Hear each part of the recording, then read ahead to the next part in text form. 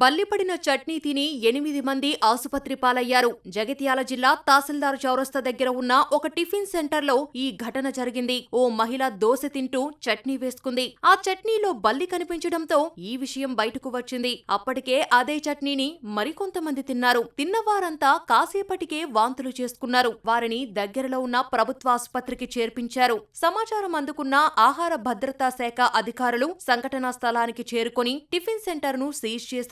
Food inspector Anusha మాట్లాడుతూ చట్నీలో బల్లి ఉన్న వీడియోను పరిశీలించామని, ప్రాథమిక చర్యగా హోటల్ను సీజ్ చేశామని చెప్పారు. ఈ ఘటనపై విచారణ మొదలుపెట్టినట్టు తెలిపారు.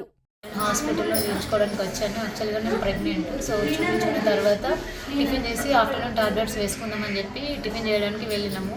అక్కడ వెళ్ళిన తర్వాత నేను దోశ తీసుకున్న హాఫ్ తిన్న తర్వాత అందులో చట్నీలో బల్లి కనిపించింది. సో అక్కడ ఉన్న చాలామంది అదే ఫుడ్ తిన్నారు. సో మేమందరం ఇక్కడ ట్రీట్మెంట్ తీసుకుంటున్నాం ఇప్పుడు.